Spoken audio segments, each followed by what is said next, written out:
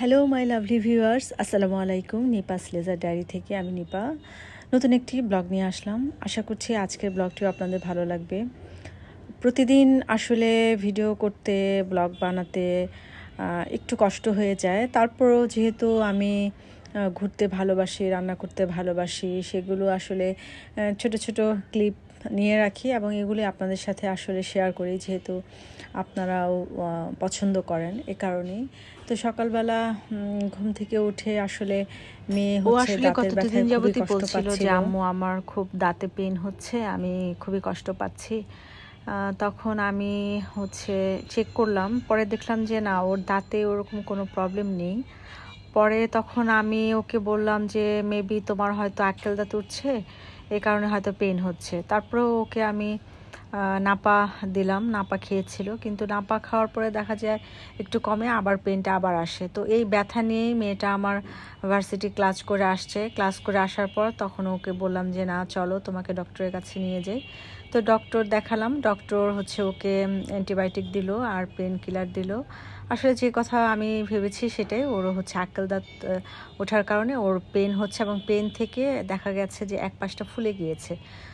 তো মেয়েকে ডক্টর দেখিয়ে পাশে স্বপ্ন ছিল, স্বপ্নতে গেলাম, কিছু জিনিস কেনার ছিল, ওগুলো কিনে নিয়ে গেলাম। এখন বাসায় গিয়ে রান্নাবান্না শুরু করে দিয়েছে। আর যেহেতু কালকের কিছু দরকারি ছিল, তো এই কারণে আজকে হালকা পাতলাই রান্নাবান্না করছি, তেমন বেশি কিছু রান্না করব না। মেয়ে দাঁতে পেন, মানে ও শক্ত কিছু খেতে পারছে না।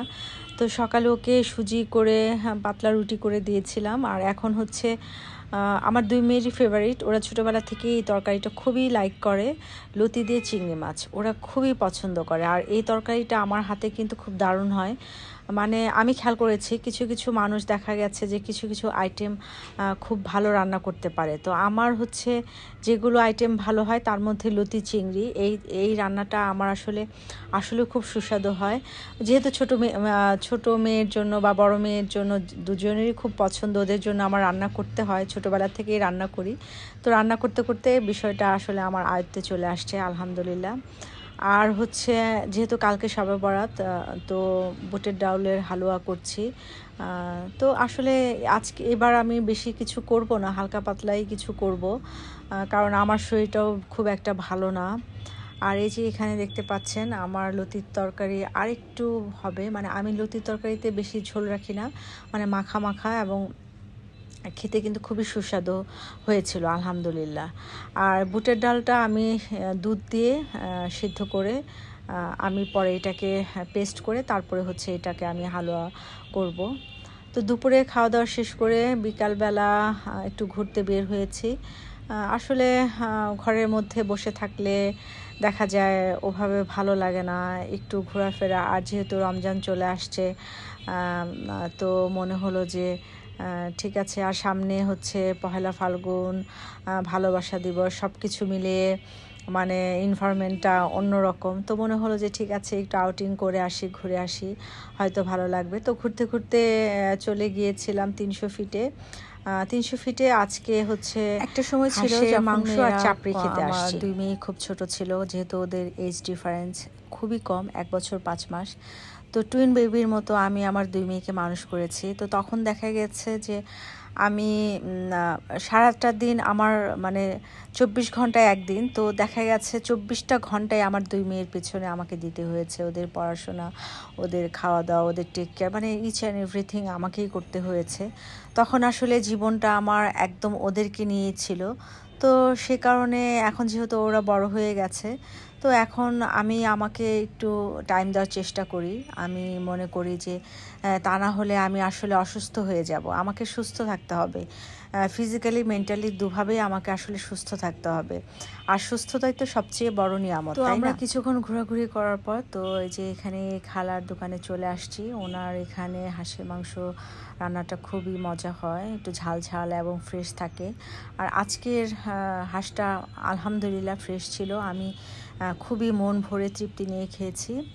আর ঝাল ঝাল ছিল, আর একটু শীতের আমেজ, মানে এখনও শীত কিন্তু পুরোপুরি যায়নি। আর এদিকে যেহেতু একটু খোলামেলা, তো মানে শীতের আমেজটা এখনও এদিকে আছে। তো আমরা গরম গরম চাপড়ি ভাজা হচ্ছিল, চুলার পাশে বসে বসে হাঁসের মাংস দিয়ে মানে চাপড়ি খাচ্ছিলাম। মানে এত ভালো লাগছিল। মানে আপনারা, আমি জানি আপনারা অনেকেই আসেন খান, কিন্তু যারা আসেননি তারা অবশ্যই একবার হলেও আসবেন, এসে খেয়ে দেখবেন। তো যেহেতু ঝাল ঝাল হাঁসের মাংস চাপড়ি দিয়ে খেয়েছি, তো এই কারণে মনে হলো যে একটু ডেজার্ট খাওয়া দরকার। এই কারণে মিষ্টির দোকানে চলে আসছি। আর আমি তো মিষ্টি খেতে খুবই ভালোবাসি। তো এখানে অনেক ধরনের মিষ্টি ছিল। তো এখানে আমি আসলে কনফিউজড হয়েছিলাম যে আসলে কোনটা রেখে কোনটা খাবো। তখন ডিসাইড করলাম যে না, স্পঞ্জ রসগোল্লাটাই খাই, এটা ভাল লাগবে, যেহেতু মিষ্টিটা এটা কম থাকে, মানে স্পঞ্জ রসগোল্লাটা মিষ্টিটা একটু কম থাকে। তো স্পঞ্জ রসগোল্লাটাই খেলাম। খেয়ে এখন হচ্ছে আমরা চা খাবো, মালাই চা খাবো।